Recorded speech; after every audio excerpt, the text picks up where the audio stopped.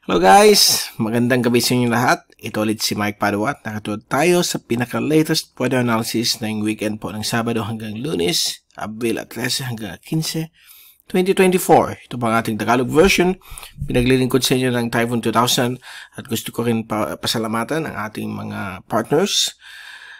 Ang Naga College Foundation, one of the best eskwelahan dito po sa Bicol Region o Region 5. Aboitiz Power. Ang Bank of the Philippine Islands Sustainable with You. Kapag interested po kayo kung ano itong Sustainable with You program, click lang po ninyo itong link para malaman ninyo all about Sustainable with You. At kapag po kayo nanonood via Facebook, i-click lang po ninyo yung link patungo sa website ng Sustainable with You ng BPI. Patungo po yan sa website nila. Okay? Ganyan din po ang Avenue Plaza Hotel, one of the best hotels dito po sa Rion, Bicol.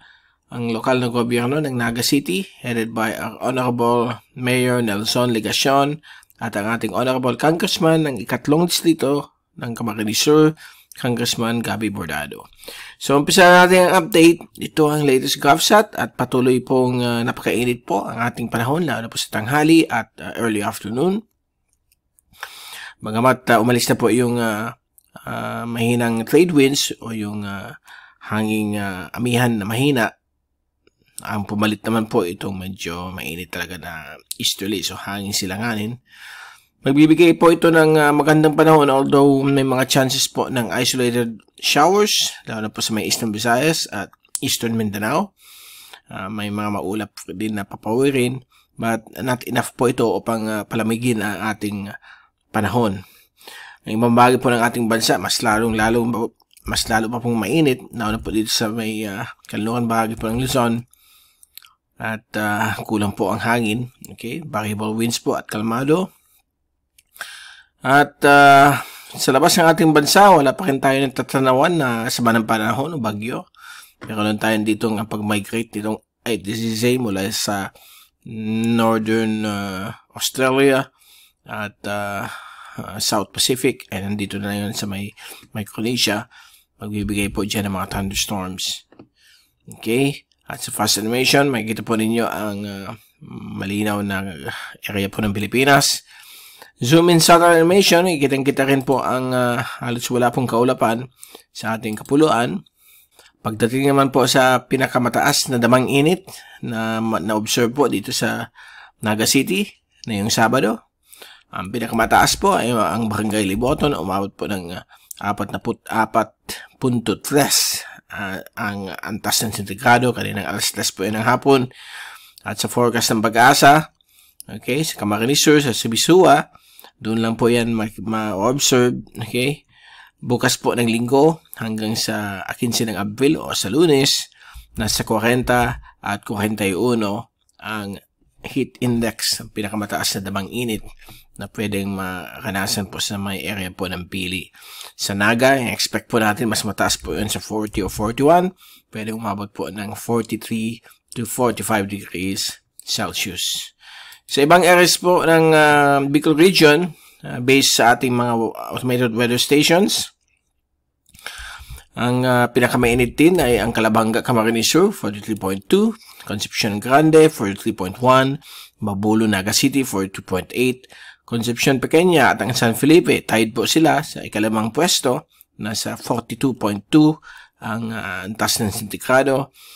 Sumunod naman po sa halos hindi na po masyadong mainit na heat index, sa Basot, Camarines Norte, 40.7, Sorsogon at Legazpi, 40.2, Sangay, Camarines Sur, 40.0, at ang pinaka mababa sa heat index ay ang Vera Catanduanes, nasa 39.3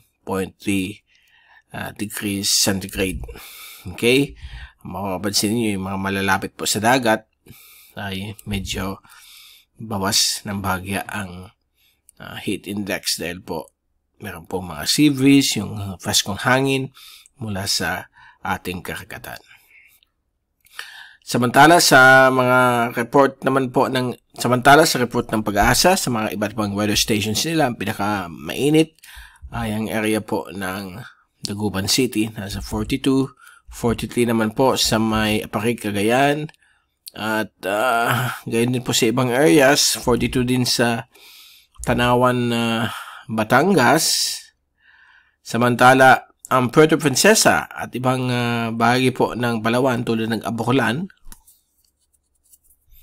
ay nasa 43 ang antas ng sentigrado.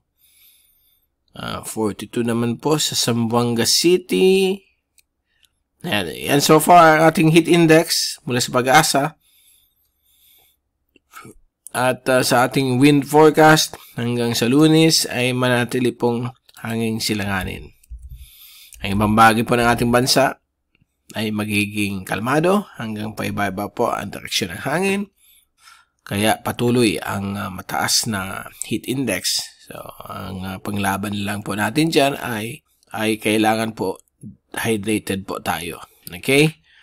Pagdating sa ulan, wala naman po tayong ibabalita hanggang sa sa Lunes ay magiging tuyo pa rin ang ating bansa. May mga ilang light showers sa mga inland areas po ng Pilipinas, but nothing more than mga drizzles lamang po at maulap na papawirin.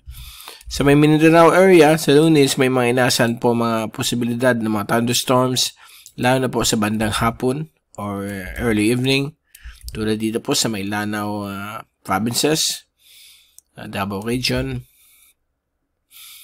okay, sa may Bangsamoro. Sa rainfall accumulation forecast, ito po yung total rainfall for the next 3 days hanggang sa Monday. Wala tayong masyadong babalita. May mga possible showers lang, light showers sa may Eastern Visayas. And so far, ganun lang po ang ating panahon, tuyong-tuyo. At pagdating po sa ating wave forecast, walang pagbabago hanggang sa Lunes. Mananatili pong mas maalon ng bahagya ang East Philippine Sea mula sa Cagayan hanggang dito po sa may Davao Oriental. Nag-range po siya ng 1.2 hanggang 1.7 meters ang taas ng alon. The rest ng ating bansa sa may inland waters at sa West Philippine Sea, kasama po ang Calayan Island Group, mananatili pong kalmado hanggang sa almost 1 metro ang taas po ng alon. Okay, so far, yan po ang ating weekend edition ng weather analysis at babalik ito tayo early next week. At mula sa Typhoon 2000, ito si Mike. Papaalam, mag-ingat po tayong lahat. Be #weatherwiser. Uminom ng maraming tubig. Pakilaban natin itong heat index. At sana naman maging masaya ang ating weekend. At maraming salamat po sa pagpanood sa aking channel. God bless po sa inyo lahat.